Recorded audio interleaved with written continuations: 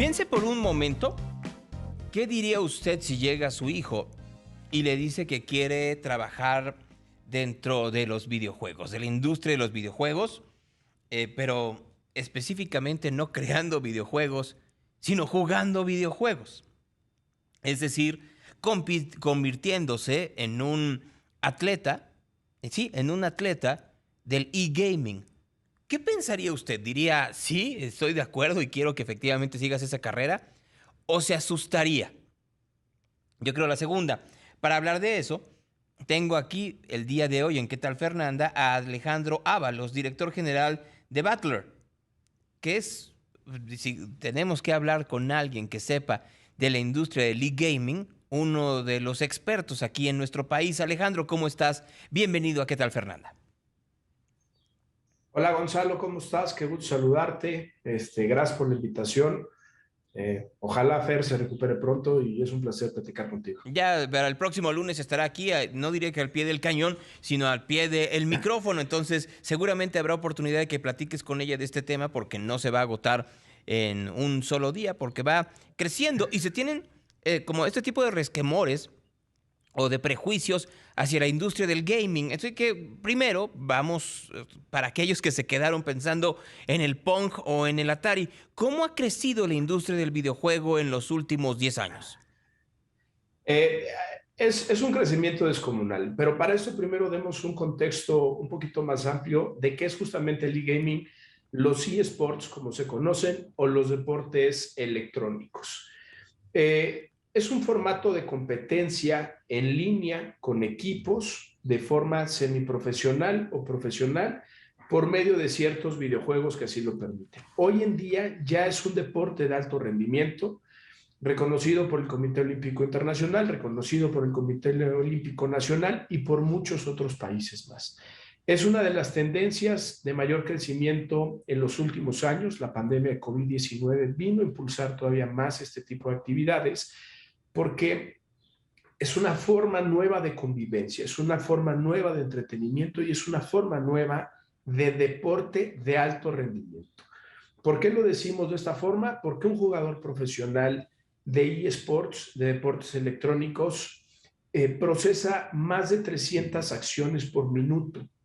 Esto quiere decir que es igual que un piloto del F1, es igual que un jugador profesional de ajedrez y se entrenan de la misma forma que entrenan cualquier otro atleta de cualquier otra disciplina. No por nada los grandes equipos de fútbol, los grandes equipos de la NFL, de la NBA, de béisbol y de hockey están generando sus propios equipos de eSports por toda la cantidad que esto se genera, ¿no?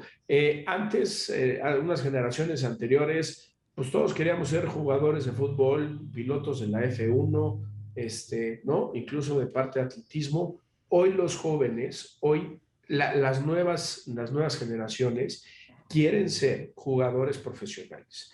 Es algo serio, es algo muy formal, es algo que está creciendo mucho y es algo que está dejando muchísimo dinero y muchísimas oportunidades. Y no obstante todo México, eso, perdón que te interrumpa, sí, sí, sí, Alejandro, y ahorita entramos a los datos de México, porque creo que es muy importante por lo que voy a decir. Sin embargo, hay un estigma enorme. O sea, sí, como anteriormente había el estigma de mira a tu hermano el vago que se la pasa jugando fútbol y que se veía que más bien era un entretenimiento y no que se podía convertir en una carrera, hoy en día sucede lo mismo, ¿no? En donde se fustiga y se persigue a los jugadores de videojuegos como si fuera específicamente ni siquiera un pasatiempo, sino que se convierte en un vicio y la manera en la cual hay instancias y personajes que tratan de perseguir el vicio como si fuera también un camino para otro tipo de vicios o de vida disipada y que llegaría hasta el crimen. correcto. Mira, hay muchos tabús alrededor de todo esto y muchas ideologías que precisamente empresas como la nuestra, personas como, como nosotros, como el equipo que tengo el honor de encabezar, queremos romper. De entrada porque los videojuegos no es un juguete, es algo muy serio. Es algo que hoy está abriendo una nueva forma de comunicar, una nueva forma de interactuar, una nueva forma de relacionarse con la gente y eso está generando cosas nuevas, ¿no?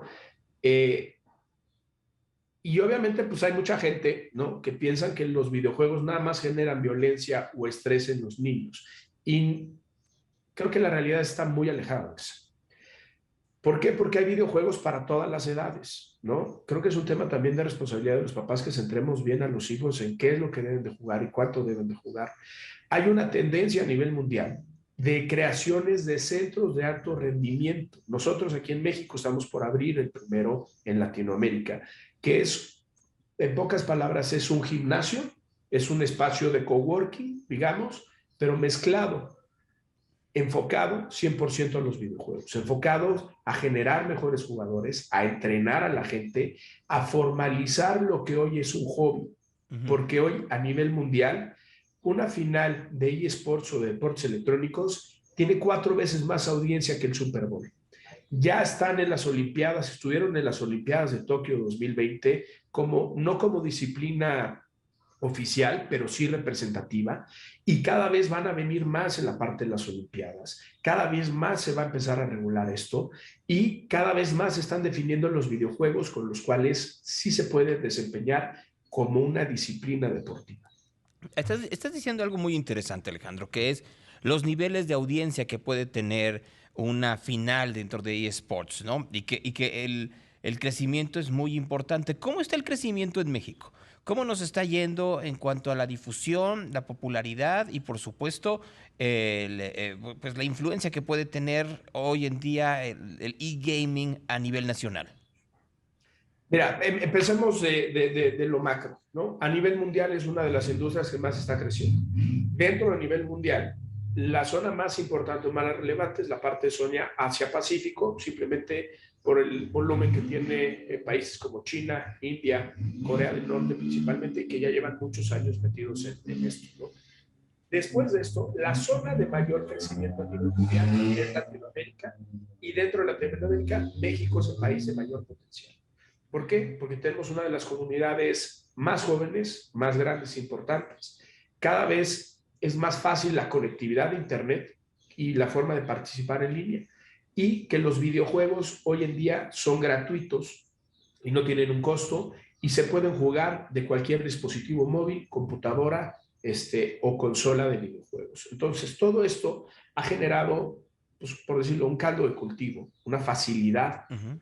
para toda la población de poder participar. Entonces, México es una potencia a nivel mundial en este tipo de videojuegos. La gente está jugando más. Jugamos mucho como chavos mexicanos. Nosotros tenemos una liga universitaria y una liga colegial que así lo demuestra. La última edición que tuvimos más de 9,000 alumnos inscritos en un solo torneo, ¿no? Y esto te habla un poco del potencial a nivel universitario que hay. Cada vez más universidades están haciendo sus propios laboratorios de eSports y sus propias arenas de competencia, tanto públicas como privadas. Y esto obviamente está generando el domo o catapulta que pronto va a explotar en México y vamos a ver en los próximos años grandes talentos, gran potencial de crecimiento y grandes competencias dentro de nuestro país. A ver, Alejandro, vamos a ir describiendo para que creo que es interesante después de escuchar esta perspectiva, pues cómo sería el día a día de un atleta de e-gaming. O sea, cómo es el día a día de alguien que se dedica específicamente y que tiene ese desgaste, pues no es desgaste, pero por lo menos ejercicio mental de todos los días. ¿Cómo es su cotidianidad? Te podría decir que la similitud con un atleta de cualquier otra índole es muy parecido. A ver. Se levantan temprano, tienen una dieta balanceada y se tienen que cuidar muy bien esta parte de alimentación porque es vital para el rendimiento. Hay mucho trabajo físico, hay un entrenamiento, porque obviamente el estar jugando, el estar sentado ciertas horas enfrente de un monitor, tenemos que activar otras áreas físicas, ¿no? Entonces tienen entrenadores físicos, tenemos entrenadores motivacionales y psicológicos que nos ayudan. ¿Por qué? Porque aparte de la parte de los videojuegos, es una de las experiencias más inmersivas que hay. Entonces, sí hay una carga de estrés emocional, de fijación, de concentración muy alto y obviamente ahí necesitamos generar un break para que obviamente volver a un estado un poco más zen, porque sí se revoluciona mucho la adrenalina. Y después de eso vienen muchas horas de entrenamiento, pero algo muy importante, vienen muchas horas de estrategia, Ujú. vienen muchas horas de pensar realmente jugadas. Hay videojuegos sumamente tácticos, como por ejemplo League of Legends o Dota 2, que son de los juegos MOBA más jugados a nivel internacional y en nuestro país, que realmente son tácticos, ¿no? Videojuegos como Valorant, como Fortnite, también son sumamente tácticos y estratégicos. Entonces, los equipos, los jugadores también tienen mucha concentración con sus coequiperos para generar estrategias de juego, como lo es en el fútbol americano o en el fútbol soccer. Es que cuando te escucho, y a ver, yo entiendo perfectamente esta parte en donde necesitas, por un lado, un entrenamiento y te necesitas estar tranquilo, toda esa parte la entiendo. No es que me salte, pero que sí me llama la atención es la parte de estrategia, ¿no? Y lo digo porque, pues, para alguien que no se dedica de manera profesional a los videojuegos, yo pensaría efectivamente como en el contra que era izquierda, derecha, arriba, abajo, BA, start y con eso ya tenías 30 vidas más. No es ese tipo de estrategia o de cheat codes, sino que me imagino que tienes que tener como que otro tipo de razones para poder jugar en equipo y llegar al objetivo final. Exactamente, hoy los videojuegos han evolucionado y los videojuegos que están considerados en la parte de eSports o de deportes electrónicos son en vivo, son en línea. Estás jugando como si estuvieras jugando el partido de cualquier deporte. Entonces, no hay ese tipo de cheat codes, no hay ese tipo de trucos de derecha, izquierda, arriba, abajo, start y puedes vencer al rival. No, aquí realmente te estás enfrentando en un metaverso de juego con otra persona que tiene la misma capacidad, reflejos y coordinación que tú y que lo tienes que vencer, lo tienes que ganar. Entonces, sí hay mucha estrategia de jugadas, de tácticas, de cómo poder distraer al rival. Y por eso se vuelve tan interesante, por eso se vuelve tan emocionante y con una adrenalina impresionante. Porque si tuvieras ventajas digitales, pierde ese sabor, pierde esa parte de Ajá. competitividad deportiva, ¿no? Aquí estás enfrentando a dos rivales con las mismas cualidades, con las mismas especificaciones técnicas y demostrar quién es el mejor. A ver, Realmente es lo que nos pone en el plan. déjame ir a Spots QTF, Alejandro, y regresando vamos a hablar de dos cosas que tienen que ver, pues, estrategia, me interesa mucho que entremos en ese tema, y dinero, porque obviamente si te vas a dedicar a esto, pues no solo vas a vivir, no solo de trofeos vive el hombre, si te vas a estar todos los días en el entrenamiento, ¿cómo consigues patrocinios para ello? ¿O cómo se paga a partir de los triunfos que puedas tener en el e-gaming? ¿Te parece que hablemos de eso en un momento más?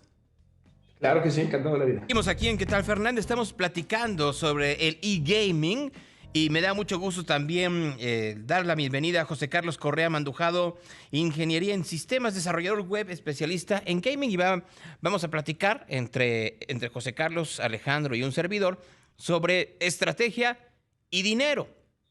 A ver, les pregunto a ambos, y si quieres, José Carlos, pues ya que estás aquí, ¿cómo se desarrolla una estrategia dentro del gaming? ¿Cómo te pones de acuerdo con tu equipo? Porque hay que decirlo, no es que estén en el mismo salón, la gran mayoría está en el metaverso, dentro del mismo juego. ¿Cómo se dan estos entrenamientos a partir del desarrollo de estrategia?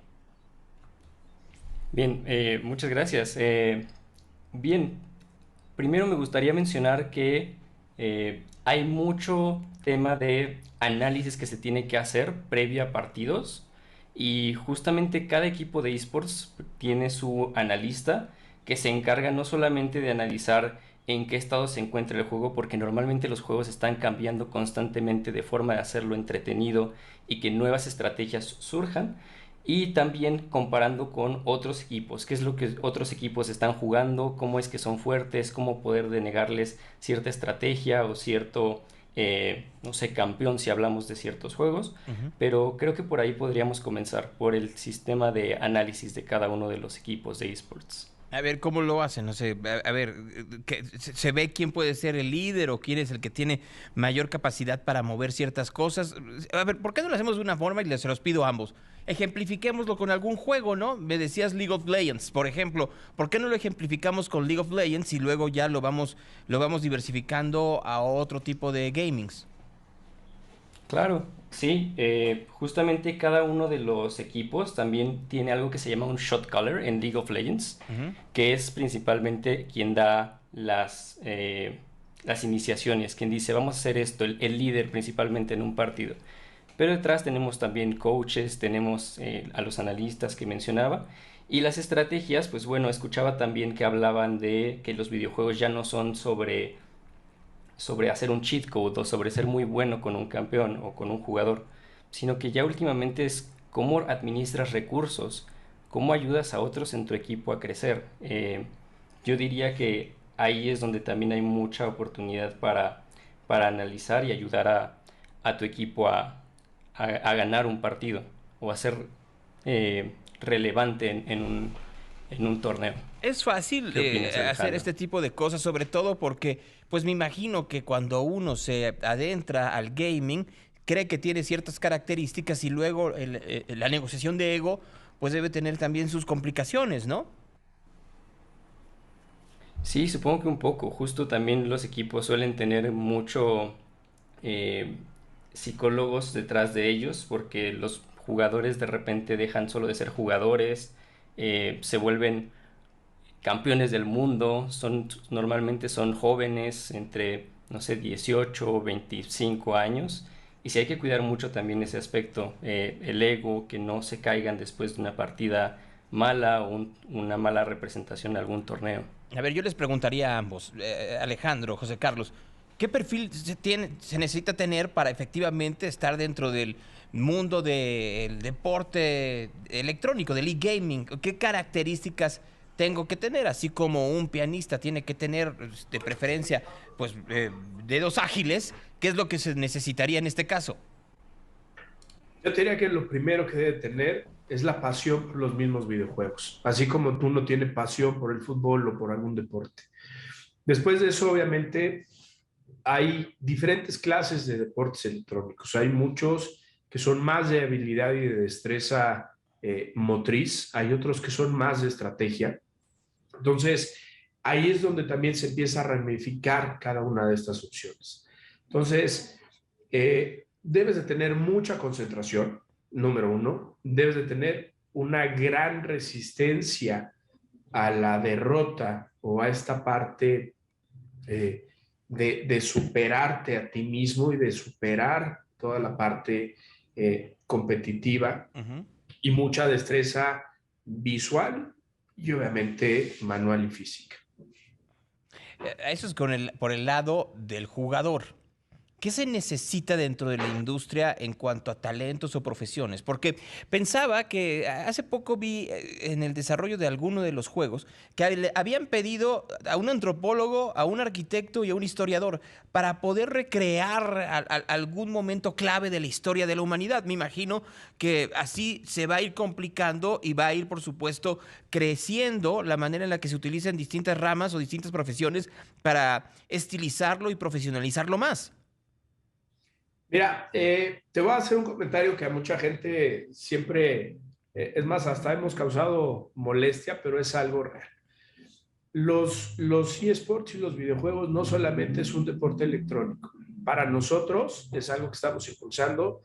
Debe de ser el octavo arte, ¿no? El octavo bello arte. Ajá. ¿Por qué? Porque cuenta con todas las mismas características que tienen los otros siete bellos artes. Tú lo acabas de decir, para la construcción de un videojuego se necesitan arquitectos, se necesitan abogados, se necesitan escritores, se necesitan músicos, compositores, programadores, historiadores, incluso hasta especialistas en armas, hasta especialistas militares. Es una industria gigantesca en la parte de atrás para crear un solo videojuego. Entonces, esto cada vez está creciendo más, cada vez se está metiendo más en el metaverso, cada vez se están creando mundos. De hecho, hay muchos videojuegos que de verdad son una obra de arte, sobre todo los de mundo abierto. Mundo abierto quiere decir que el videojuego es tan grande que tú puedes explorar, puedes jugar una historia o puedes ir libremente conociendo el mundo de ese videojuego y hay unas cosas impresionantes que se pueden tocar. Entonces, hoy los videojuegos están rompiendo tantos paradigmas, no solamente deportivos, sino también artísticos. A ver, te veo como un total convencido y siempre se agradece cuando alguien tiene ese convencimiento. ¿Cuántos convencidos hay en México? Y me refiero, ¿cuántas compañías hoy aquí en México están desarrollando juegos de competencia que tengan estas capacidades y esta profesionalización en donde cuiden hasta el último detalle para ponerse al tú por tú con estas megamarcas que ya hemos platicado durante el día de hoy? Desafortunadamente no tantas como deberían, porque talento tenemos de sobra. El gran problema es que, por ejemplo, empresas como la nuestra, que nos enfocamos más a la realización de eventos deportivos y obviamente a toda la parte de broadcasting de estos mismos, habremos a lo mejor 15 a nivel nacional.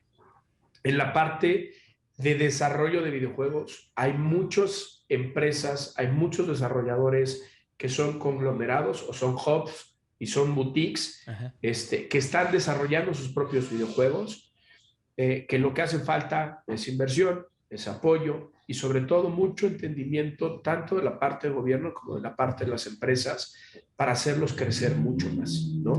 Hay muchos chavos, por ejemplo, del Politécnico Nacional, que ellos mismos, con los recursos que tienen, están programando sus propios videojuegos, que se quedan en una etapa beta o se quedan en una etapa inicial y no pueden continuar porque obviamente pues, no tienen los recursos. Pero si ese chavo se le apoya, a lo mejor saca el nuevo Fortnite, a lo mejor saca el nuevo Mario Bros.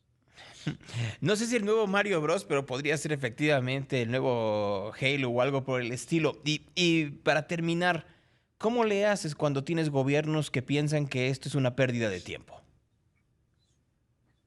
Convencer y educar, poco a poco. Algo muy importante, y aquí a lo mejor me vuelvo a meter en un territorio que piso muchos callos. Próximamente va a haber elecciones. Los políticos, los partidos que hagan estrategias con videojuegos van a tener más oportunidades de ganar votos y votantes. Oye, antes de irnos, Alejandro, ¿el grito de atrás es que están programando algo para un nuevo videojuego o nada más es porque estabas pasando a alguien por tu oficina y entonces tiene unos pulmones brutales? No, estamos pegados, muy pegados, porque estamos ahorita terminando justamente nuestra liga universitaria colegial. Ajá. Entonces, aquí traemos a todo el equipo trabajando a marcha forzada. Ah, bueno, pues qué bueno que estén todos muy puestos ahí y que se vean resultados, que creo que también es muy importante eso, ¿no? O sea, si se necesita educación también, que se acerquen y que vean que esto es algo más allá de llegar a tu casa y que estén distraídos con el Nintendo tus hijos, cuando en una de esas no estén distraídos, sino que están siendo parte de una industria millonaria y podrían ser representantes de México en este tipo de competencias, de como bien dices tú, una realidad que tal vez algunos no quieren ver. Y mira, algo que dijiste justamente al inicio, Gonzalo, es ¿qué opinan los papás cuando se le acerca ahorita al hijo y le dice, oye, quiero convertirme en jugador profesional? A lo mejor es muy difícil, porque es también como si yo me quisiera convertir en jugador profesional de la selección mexicana, pues lugares hay muy pocos, ¿no? Ajá. Pero hay muchas cosas positivas, habilidades blandas que se desarrollan, muchos valores que se pueden dar alrededor de los videojuegos. Y eso es algo que también está creciendo a nivel mundial, que es la parte educativa, la parte académica. Cómo dar un marco de valor alrededor de todo esto y generar reforzamientos en toda esta parte de pensamiento crítico, de socialización, de habilidades psicológicas, coordinación motriz, multitarea, resiliencia, objetivos que generan los videojuegos, que raramente lo puedes aprender en un instituto. Hay una empresa de reclutamiento de personal muy grande a nivel mundial que en España ya puso dentro de la parte de reclutamiento un apartado de que si tú juegas videojuegos, te preguntan cuáles videojuegos, cuántas horas, y te salen ciertas habilidades blandas que has aprendido por parte de los videojuegos que tienen valor curricular. Entonces, está creciendo. Imagínense nada más que soy experto en Candy Crush y ya con eso me pagan más. Bueno, Alejandro Ábalos, director general de Battler. Muchas gracias, José Carlos Correa Mandujano, desarrollador web, especialista en gaming. Ambos les agradezco que hayan estado y que nos hayan abierto un poco el panorama sobre lo que es la industria del gaming aquí en México. Muy buenas tardes a ambos. Muchas gracias. Muchas gracias. Gracias, muy buenos días o ya muy buenas tardes porque estamos a 2 minutos del mediodía.